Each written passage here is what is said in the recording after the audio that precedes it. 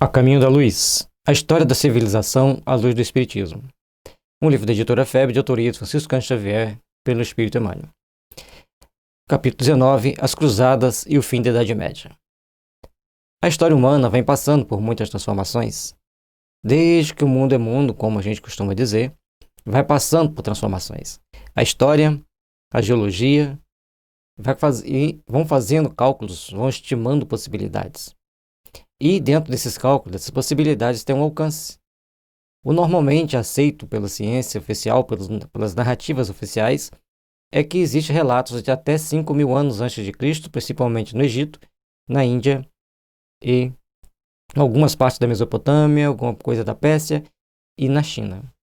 Mas outros estudiosos mais afinizados com as narrativas indianas e chinesas dizem que eles têm relatos de até 10.000 anos antes de Cristo.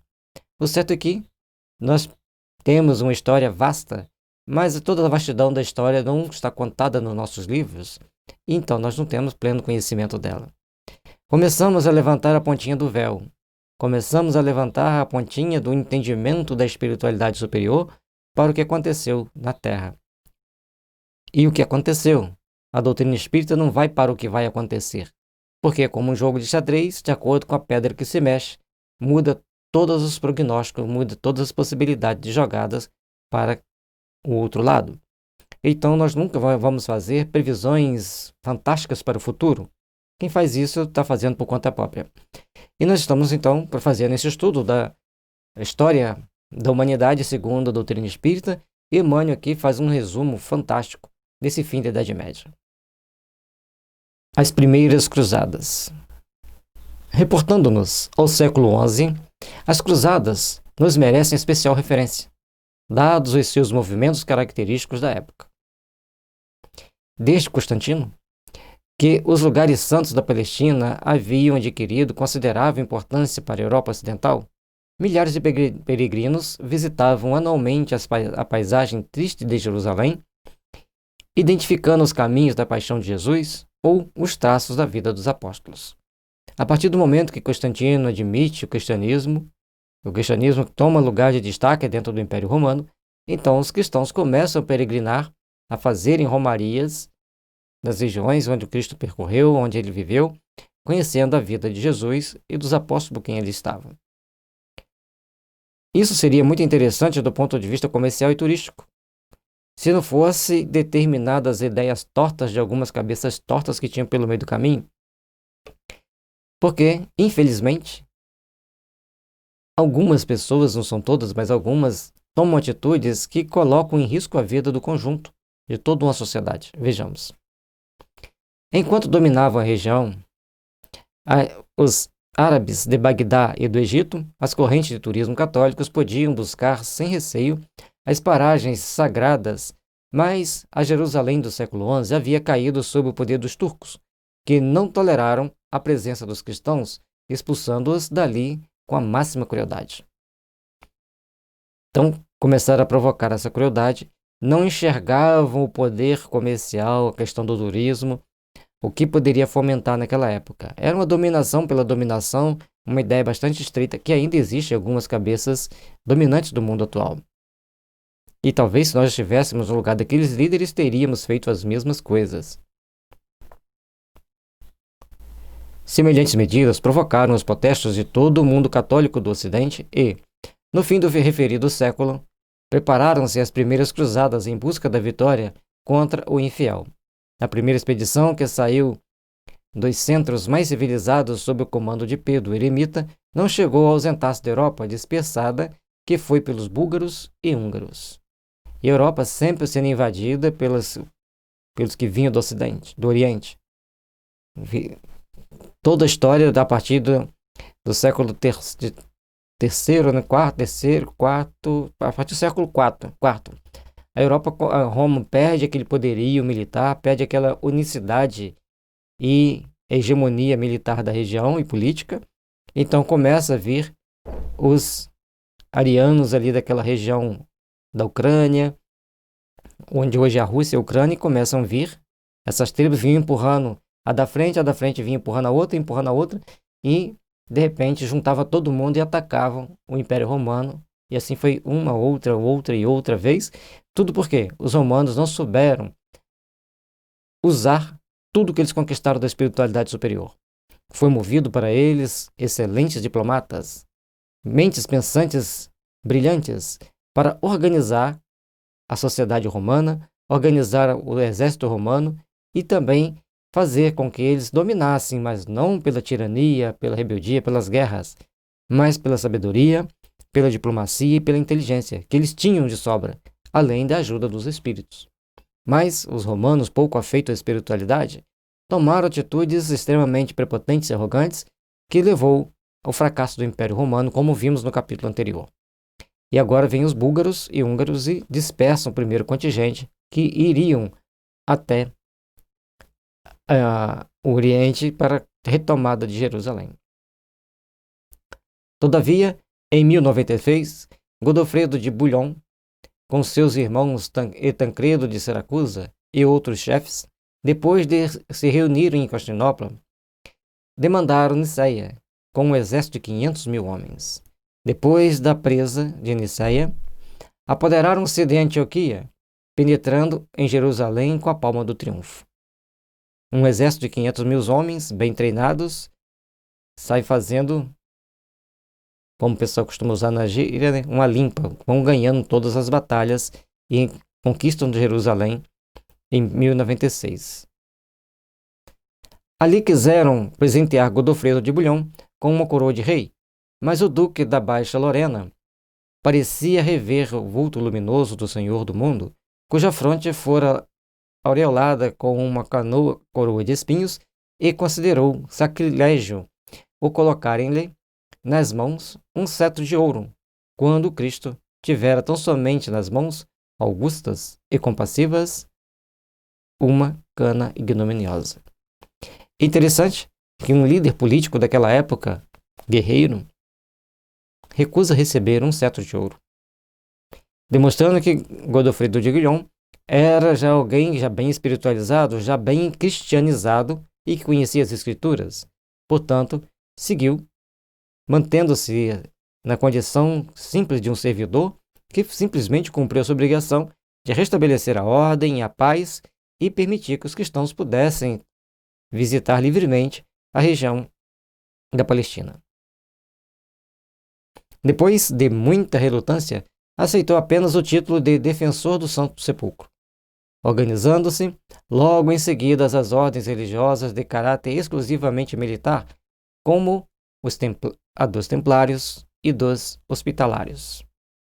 Duas organizações militares ligadas à religião cristã, uma religião de paz, de pacificação, de amor, e tem ali dois exércitos, primeiro um, depois o outro, né?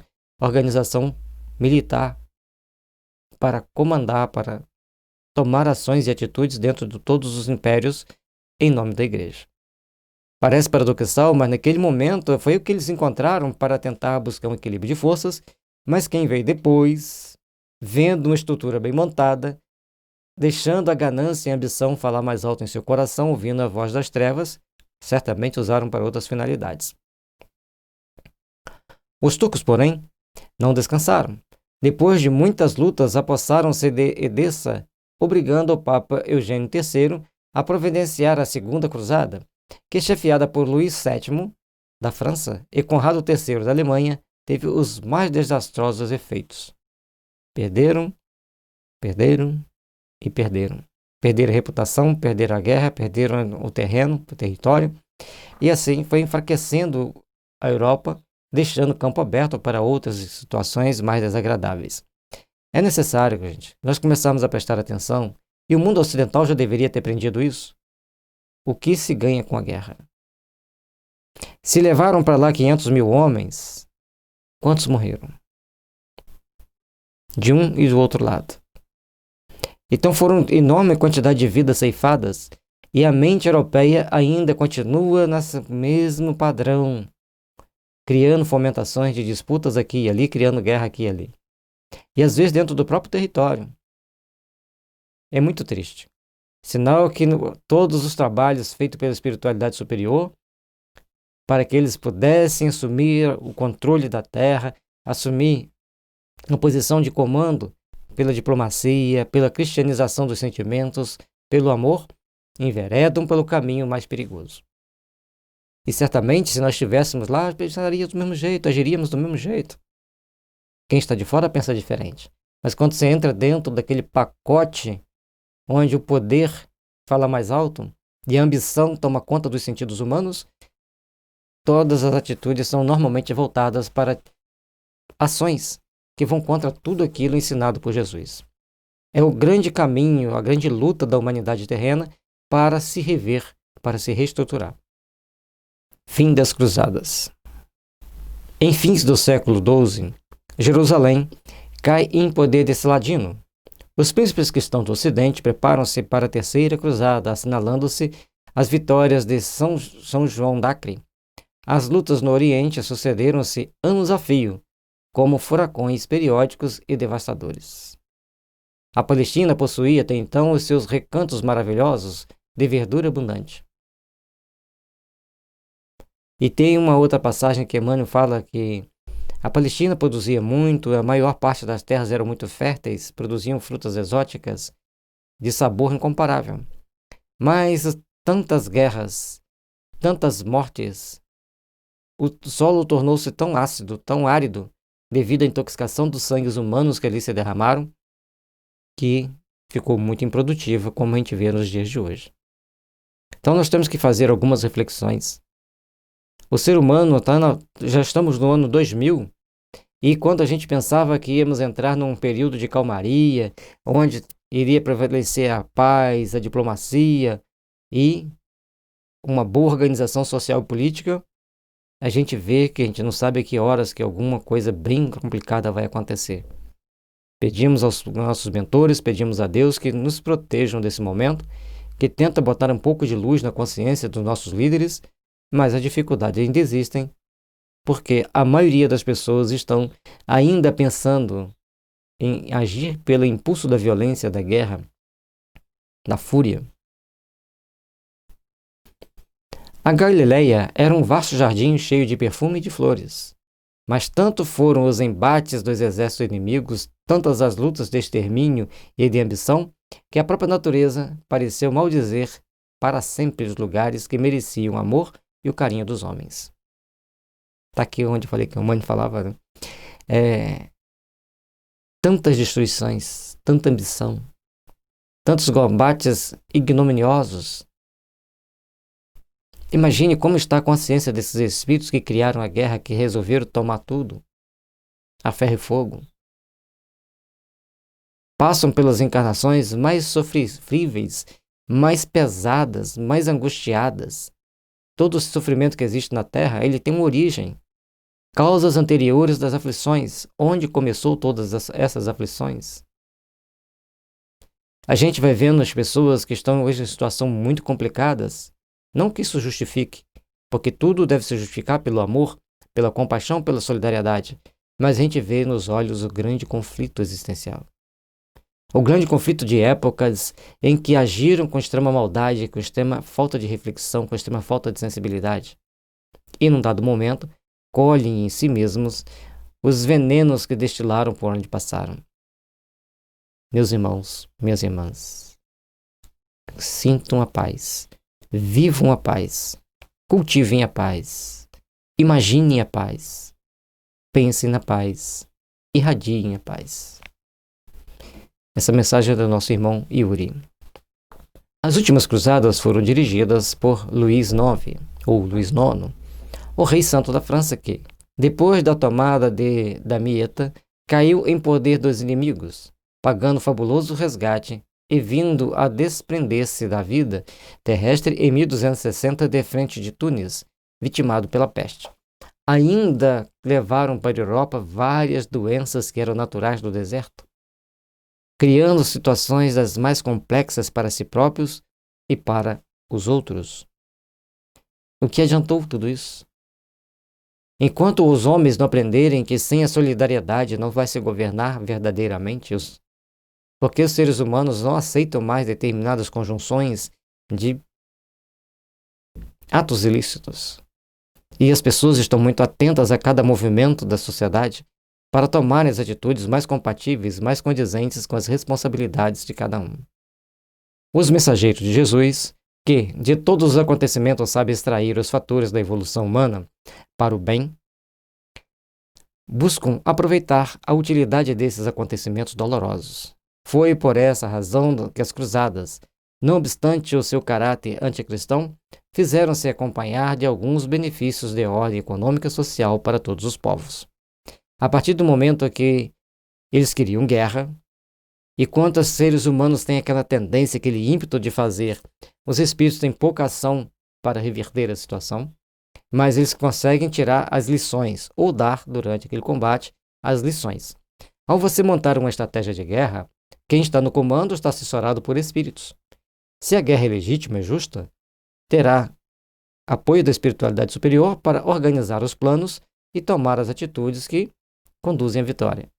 Se aquela ação tem interesses escusos e prejudicial para a coletividade, também tem grupos de espíritos que tomam todas as ações, todas as atitudes para reverter e fazer com que o mentor daqueles planos seja ludibriado, enganado e caia sempre em emboscadas.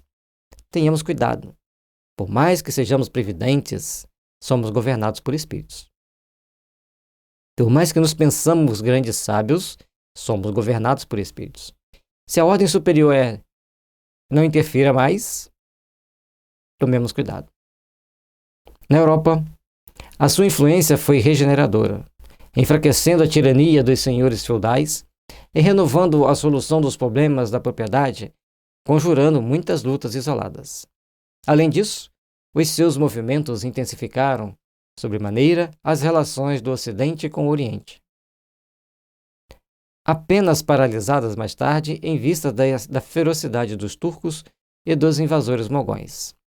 Então, a partir daquele momento, um dado momento, alguém começa a parar para comercialização, para tomar outras atitudes, enfraquece o poder dos senhores feudais e começa-se então a organizar os impérios, os reinos maiores, e as propriedades então começam a ganhar novos contornos, novas possibilidades e reestruturarem assim a sociedade de então.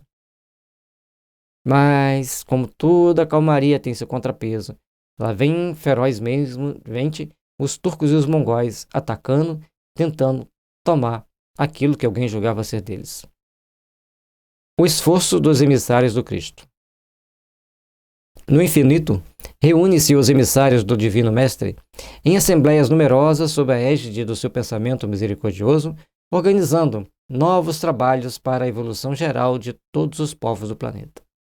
Então, no plano espiritual, começam a se reunir os grandes emissários do Cristo, aqueles que estavam ligados à Terra, pelos mais sagrados laços de sentimento de amor, e queriam, logicamente, a organização pacífica para impulsionarem o desenvolvimento tecnológico. Mas ainda somos muito belicosos, muito agressivos. Mas apesar disso, Jesus nunca desiste de nós e vai impulsionando esse progresso de alguma forma. Mesmo diante das situações mais calamitosas, mais desesperadoras. Lamentam a inabilidade de muitos missionários do bem e do amor que, partindo dos espaços saturados das melhores e mais santos propósitos, experimentam no orbe a traição das próprias forças, influenciados pela imperfeição rude do meio a que foram conduzidos. Então, do mais alto, começam a organizar uma estrutura social para reestruturar a sociedade. Mas as trevas sempre têm a sua astúcia de afrontar a luz e criam, então, condições lastimáveis para aqueles que vêm até a Terra. E como temos alguns laços de sintonia com aqueles mais aguerridos espíritos presos na ignorância e, portanto, nas trevas, acabamos muitas das vezes sendo o joguete desses espíritos, criando então sofrimentos inenarráveis para cada um de nós. Muitos deles se deixavam deslumbrar pelas riquezas efêmeras, mergulhando no oceano das vaidades dominadoras, estacionando nos caminhos evolutivos, e outros, como Luís IX da França, excediam-se no poder e na autoridade, cometendo atos de quase selvageria, cumprindo os seus sagrados deveres espirituais com poucos benefícios e amplos prejuízos gerais para as criaturas. A tirania não traz nenhum benefício para as criaturas. Ele tinha um mandato divino, ele tinha atitudes e ações coordenadas e planejadas pelos espíritos superiores. Mas ele se torna quase um selvagem diante daquelas situações, certamente influenciado por espíritos tais quais os atos que ele estava cometendo, e as dificuldades então tornam-se maiores para a sociedade, porque começa a ter o descrédito e acumular uma massa de ódio, de raiva que um dia vai descarregar. Não brinque com o ódio das massas. Se você não quer passar por certos dissabores, não provoque o ódio e a ira das massas, porque um dia virá tudo contra você. E não adianta fabricar notícias falsas para se defender, porque a verdade sempre vem à tona. Está no Evangelho. Mas, compelidos pelas leis do amor, que rege o universo, essas entidades compassivas jamais negaram do alto o seu desvelado concurso a favor do progresso dos povos, procurando aperfeiçoar as almas e guiando os missionários do Cristo através dos mais espinhosos caminhos. Quanto mais espinhosos eram aqueles caminhos, mais os missionários do alto tentavam ajudar os missionários do Cristo para que eles pudessem começar a fazer o bem, começar a trabalhar para o bem, começar a dar um sentido, uma direção para aquele trabalho que eles tinham que fazer para obter o intento principal um pouco mais à frente, mas estava-se educando almas para o porvir. E os bons espíritos acalentando os que sofriam, aos que choravam, enquanto que as trevas tentavam criar o máximo de dor, lá estavam os missionários do bem infligindo o sentimento de amor, balsamizando corações, despertando consciências para grandes valores. Como os vimos antes, aquele grupo que, a partir de Pedro Vox, começam a fazer o bem, sempre vão ganhando força, sempre vão se estruturando, vão se organizando para procurar fazer sempre o bem. Pobreza intelectual. No século XIII, estava definitivamente instalado o governo real, desaparecendo as mais fortes expressões do feudalismo. Cada região europeia tratava de concatenar todos os elementos precisos à organização da sua unidade política. Mas a verdade é que os meios escassos de instrução não permitiam uma existência intelectual mais avançada. Naquele momento, não tinha-se como criar uma intelectualidade a partir das conjecturas, das pesquisas e das alta filosofia. Então, essas pessoas começam a fazer certos trabalhos, começam então a buscar certos meios de instruir as pessoas, mas o Estado já estava consolidado, já tinha as regiões bem definidas, cada uma com a sua função, conforme veremos à frente, muito bem orquestrado, muito bem planejado. Os estados que se levantavam, organizavam as suas construções à sombra da igreja. Então, a igreja era um marco para todos. E o ser humano, desde que o ser humano é ser humano, ele sempre busca a divindade. Não adianta tentar tirar a divindade dos homens que você destrói a sociedade. A família e a religiosidade são partes íncitas nos seres humanos. Tem alguns meios estovados por aí que começam a negar isso, mas num dado momento eles têm que se interiorizar nos valores e buscar entender que existe a família, que existe a religiosidade, que são pontos fundamentais para a vida humana. Que tinha interesse em não dilatar os domínios da educação individual, receosa de interpretações que não fossem propriamente dela. Os pergaminhos custavam verdadeiras fortunas e o livro era dificilmente encontrado. A igreja tinha o interesse de manter as massas na ignorância, que assim ela dominava segundo o seu bel prazer, segundo as tendências de cada líder que ali estava. Lembrando que a igreja, quando a gente fala, nós não estamos falando da igreja organização religiosa, estamos falando dos líderes que estavam assumindo a frente daquela organização religiosa. Assim como os líderes políticos tinham as influências das trevas, os coitados que tinham a infelicidade de assumir aquelas lideranças religiosas sentiam o peso do guante, do garfinho do mal lá atrás deles, infligindo as mais torpes ideias. E por um conjunto de fatores extremamente transcendentes, eles acabavam buscando muito mais essa sintonia com o mal, ou se deixando integrar a essa sintonia com o mal, do que tentar buscar as aspirações do bem para seguir o caminho redentor. Seguir os caminhos do bem, seguir a inspiração de mais alto, é algo dificílimo na Terra. Até o século XII, as escolas estavam circunscritas ao ambiente dos mosteiros, onde muitos padres se ocupavam de avivar a letra dos manuscritos mais antigos, produzindo outros para a posteridade. Então, os pergaminhos estavam ficando antigos, padres iam copiando. Então, iam copiando pergaminho, não tinha livro, não tinha uma imprensa conforme tem hoje. Hoje é pendrive, né? A gente vai lá, digita, guarda no pendrive. Naquele tempo era no punho mesmo, você tinha que copiar. Imagine quantos pergaminhos que tem a Bíblia, é um livro dessa grossura, quantos pergaminhos tinha para aquilo tudo ali, e alguém está guardando, copiando, mantendo viva essa tradição. Então, por trás daquilo que a gente vê de ruim, tinha muitas coisas boas acontecendo, mas não era o suficiente, claro. A ciência, cuja linha ascensional guarda o seu ponto de princípio na curiosidade ou na dúvida, bem como a filosofia, que se constitui das mais altas indagações espirituais, estavam totalmente escravizadas à teologia, então senhora absoluta de todas as atividades do homem, com poderes de vida e morte sobre as criaturas.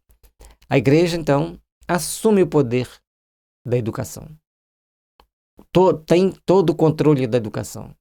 Começa a achar que a educação era todo o princípio, era tudo que se deveria cultivar, que se deveria manter. E todos, pelo sofrimento, pela angústia que criavam-se em si mesmo, colocavam para si as mais torpes conjecturas para tentar manter o domínio das pessoas. Então a ciência que vive da dúvida e da curiosidade estava tolhida, tem que aceitar do jeito que é. A filosofia que deve fazer altas indagações espirituais foi totalmente remodelada para outros sentidos, para outros aspectos, para outras possibilidades. E assim, todos os caminhos, todos os escaninhos daquelas situações, daquelas condições de poder e de vida foram sendo desviado para cá, desviado para lá, criado várias situações bem antagônicas para a nossa sociedade atual.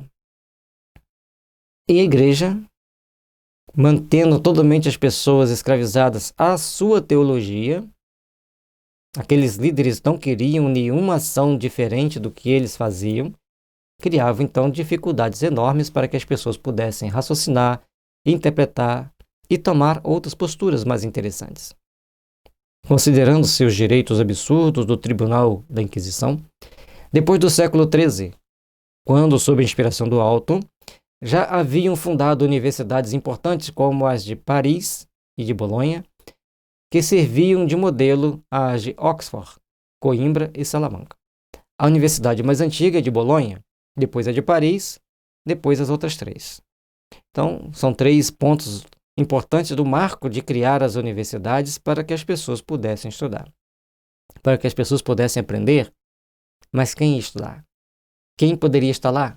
E quais os caminhos que eles iam ditar, quais as normas que eles iam ditar ali naquele processo que se deixavam levar para manipular as pessoas. Até hoje é mais ou menos assim. Renascimento. A esse tempo, opera-se um verdadeiro renascimento na vida intelectual dos povos mais evoluídos do mundo europeu. A universidade se constituía de 4 faculdades: teologia, medicina, direito e artes. A Igreja, então, permite que tenha as faculdades, que tenha as universidades, mas lá está a teologia lá dentro e suas garras ainda estão junto desse fulcro de intelectualismo, fulcro de disseminação do conhecimento. Então ela tinha o domínio, ainda tinha o poder sobre aquilo ali e não vai perder tão cedo, como até hoje não perdeu, inteiramente. Reunindo milhares de inteligências ávidas de ensino, que seriam os grandes elementos de preparação do porvir. Reencarna então espíritos que estão buscando conhecimento, buscando aprender e começam a preparar o porvir das formas mais diferentes, das formas mais variadas. Rogério Bacon, franciscano inglês, notável por seus estudos e iniciativas, é um dos pontos culminantes dessa renascença espiritual. Então Bacon começa a criar as bases para uma reflexão espiritualizada a mais.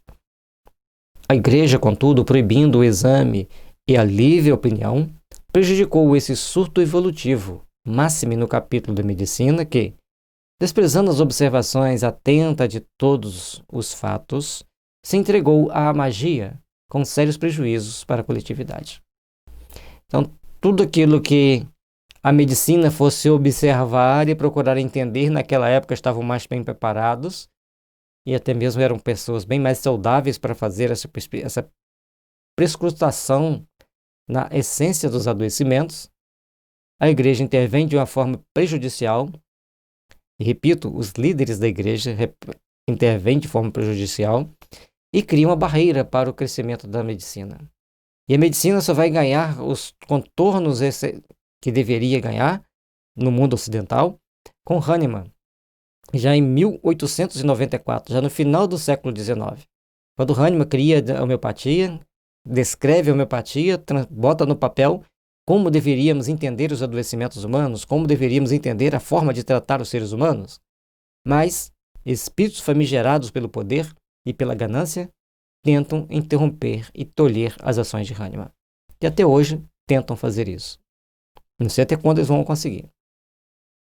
Favorecida pela necessidade dos panoramas imponentes do culto externo da religião e pela fortuna particular, a arquitetura foi mais cultivada de todas as artes, em vista das grandes e numerosas construções então em voga, principalmente as grandes igrejas, cada uma mais bonita, mais imponente.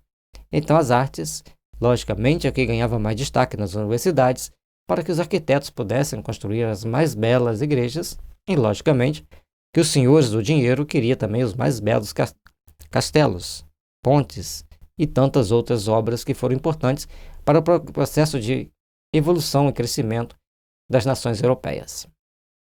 Com a influência indireta dos guias espirituais, dos vários agrupamentos de povos, consolidam-se as expressões linguísticas de cada país, formando-se as grandes tradições literárias de cada região. Então, os espíritos começam a influenciar indiretamente para que aquelas tribos comecem e etnias comecem a se agrupar aqui e ali e acolá.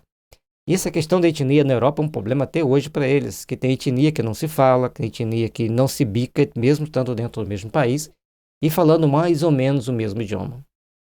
É condição muito difícil quebrar algumas tendências de um povo. E talvez o Brasil é o único país que não tenha problemas com as etnias. E também não tem problema racial, tem problema social, na minha pobre opinião. Assim como a respeito dos outros, gostaria que respeitasse a minha. Transmigração de povos. É então que inúmeros mensageiros de Jesus, sob a sua orientação, iniciam um largo trabalho de associação dos espíritos, de acordo com as tendências e afinidades a fim de formarem as nações do futuro com a sua personalidade coletiva. A partir desse momento, então, começa essa transmigração de espíritos, ajuntando-os segundo as suas tendências, segundo as suas características, para criar aquelas nações que tem lá na Europa atualmente. E no início não era tão conforme é hoje o mapa. O mapa europeu já mudou várias vezes. Vejamos. A cada uma dessas nacionalidades seria cometida determinada missão no concerto dos povos futuros, segundo as determinações sábias do Cristo, erguendo-se as bases de um mundo novo, depois de tantos e tão continuados desastres da fraqueza humana. Aí vem a pergunta: por que só aquela pontinha ocidental da Europa tem toda essa ação, toda essa determinação, todo esse apoio? E aqueles que estão no Oriente? Nenhum caso a se pensar? Emmanuel não descreve o Oriente, não descreve a ação da Rússia, a função da Rússia, da Ucrânia. A Ucrânia tem os mais célebres cérebros. Foi responsável por desenvolver a maior parte da tecnologia soviética, junto com a Rússia. Então, eram os dois países que mais tinham intelectuais dentro das repúblicas socialistas soviéticas. Mas aqui não são citadas. Vamos ver nos capítulos vindouros, né? Constroem-se os alicerces dos grandes países, como a Inglaterra, que, em 1258, organiza os Estatutos de Oxford, limitando os poderes do rei Henrique III, e, em 1265, erige a Câmara dos Comuns, onde a burguesia e as classes menos favorecidas tem a palavra com a Câmara dos Lordes.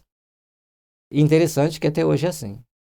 Não sei como que está hoje, se a Câmara, se uma parte é dos pobres, outra dos ricos, mas como que elegem-se os seus representantes, mas tem a Câmara dos Lordes e a Câmara dos Comuns. Eu entendo que a Câmara dos Lordes seja como o Senado para nós, e a Câmara dos Comuns como os deputados para nós, deputados federais. Entendo assim, não pesquisei, e aí fica o dever de casa para cada um nos ajudar nesse aspecto, como é hoje essas câmaras políticas de Londres. A Itália prepara-se para sua missão de latinidade. Pena que ele só coloca essa frase para a Itália. A gente gostaria de saber mais, né?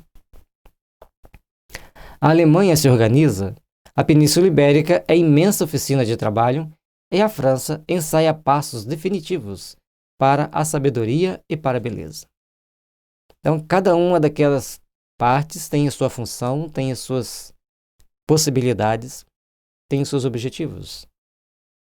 Então, Portugal e Espanha começam a tomar uma ação, a França vai se organizando para vir ali todos aqueles gênios da sabedoria, a Alemanha começa a se organizar do jeito dela e cada um vai tomando a sua posição durante os tempos que virão. Vejamos. A atuação do mundo espiritual proporciona à história humana a perfeita caracterização da alma coletiva dos povos. Como os indivíduos, as coletividades também voltam ao mundo pelo caminho da reencarnação. Então, os espíritos morrem, vão para o mundo espiritual, e aí a espiritualidade superior vai organizando a distribuição desses espíritos, cada um aonde eles têm afinidade, onde eles têm melhores condições de agir, e assim vão trabalhando para a edificação das forças do bem. É assim que vamos encontrar antigos fenícios na Espanha e em Portugal, entregando-se de novo às suas predileções pelo mar. Então, o plano espiritual já projeta que a Espanha e Portugal viriam para as Américas. Vamos ver mais para frente isso. Importante entendermos por que eles dois. E quais os espíritos que estavam em Portugal e Espanha para vir para cá. Eram os melhores, sabe? Embora a gente tenta colocar, olha, quem vinha para cá. Eram os melhores. E para eles virem, eles tinham que cometer algum erro. Porque se ele fosse bonzinho, certinho, ficava lá. Na antiga Lutécia, que se transformou na famosa Paris do Ocidente, vamos achar a alma ateniense nas suas elevadas indagações filosóficas e científicas, abrindo caminhos claros ao direito dos homens e dos povos. Então, Paris recebe aqueles espíritos mais cultos da Atenas, da Grécia, principalmente de Atenas, fazendo suas indagações filosóficas e científicas, criando caminho para todo um trabalho do futuro. Logicamente que os outros não eram pessoas burrinhas, não. Mas em Paris estava aquela essência que queria fomentar o progresso filosófico e intelectual da humanidade.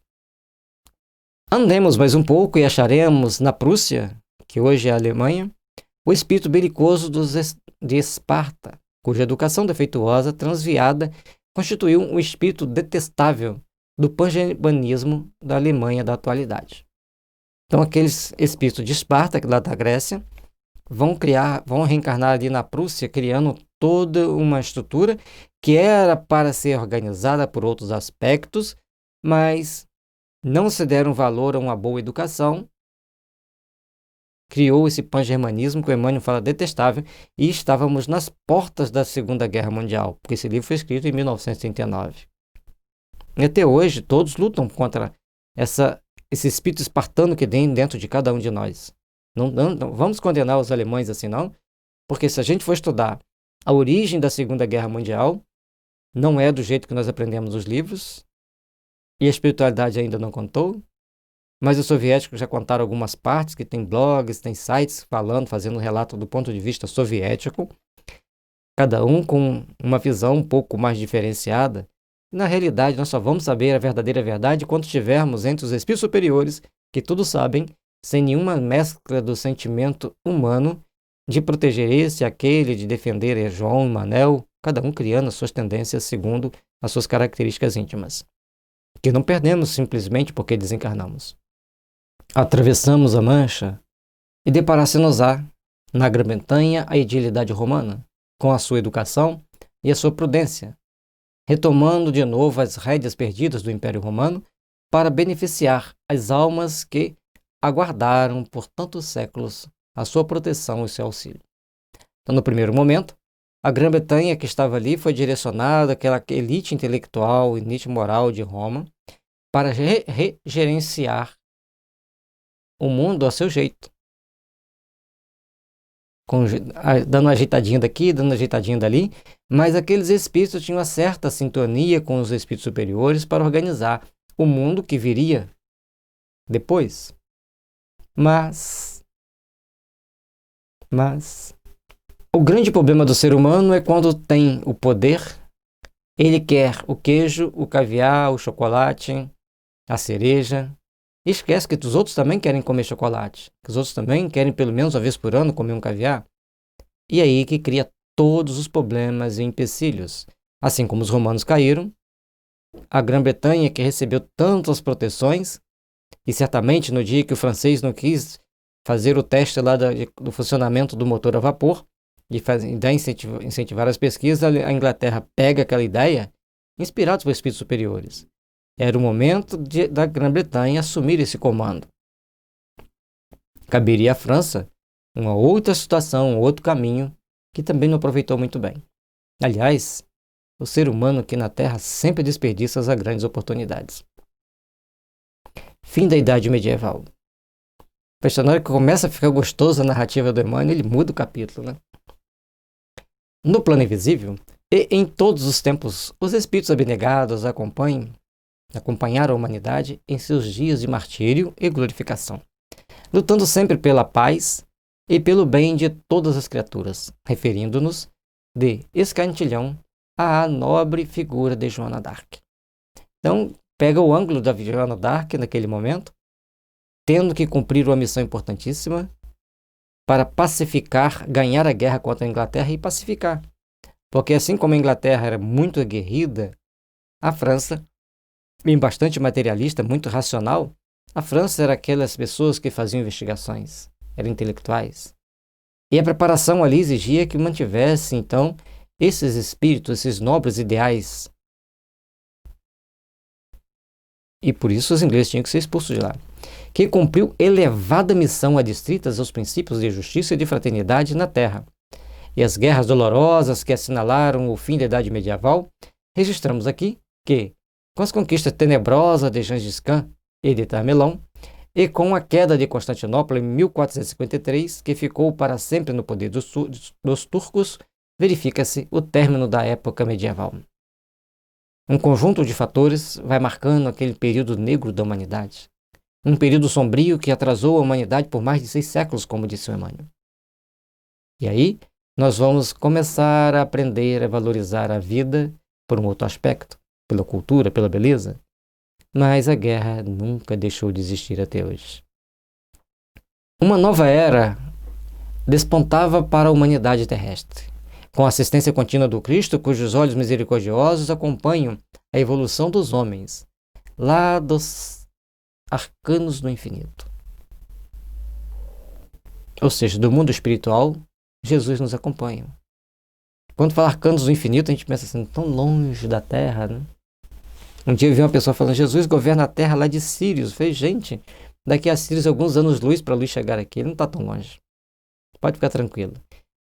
Então, no plano espiritual superior, Jesus e todos aqueles que compõem a direção da Terra vão continuando trabalhando, continuando organizando, para que os homens comecem então a se reestruturarem.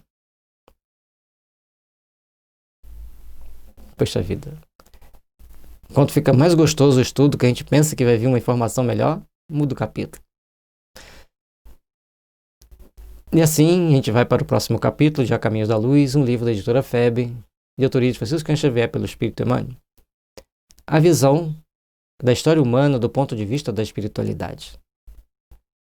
É tão importante para nós estudarmos esse livro, tão resumido. Emmanuel fez uma síntese de pós-doutorado para escrever esse livro, né? Na nossa linguagem humana. porque ele consegue sintetizar a história humana de uma forma tão brilhante, em tão poucas linhas, mas nos dá uma noção da interferência espiritual superior e da bestialidade dos homens que preferem sintonizar com as dores das trevas do que com a sublimidade da luz. Mas estamos caminhando para um mundo novo, para um mundo regenerado. Oh, como é doce pensar em um mundo regenerado. E como deve ser maravilhoso poder viver em um mundo regenerado. Trabalhemos, pois, os nossos corações, os nossos sentimentos, para fazermos-nos melhores, para fazermos aqueles que trabalham para o bem, que trabalham para a luz. Que as bênçãos de Jesus estejam sempre nos envolvendo, iluminando os corações dos líderes das terras, para que eles possam entender as responsabilidades, entender os compromissos assumidos, entender que todos nós temos que começar a viver de uma forma melhor, de uma forma mais sublimada nas nossas inter-relações humanas. Estudar a história humana é olhar os erros, sim, de quem errou, mas não condenar ninguém, mas simplesmente olhar aonde está o erro e ver como poderia ser o acerto e tentar aplicar em nossas vidas, da agora para frente, o acerto. Ninguém vai dominar a terra pela tirania por muito tempo, porque aqueles que estão sendo tiranizados se organizam. E quando as pessoas menos esperam, eles tomam as ações e as atitudes de construir e edificar um mundo de amor e de paz. Que assim será a terra regenerada. Assim será a terra do porvir. Confiemos em Jesus e trabalhemos por nos aperfeiçoar, por nos melhorar.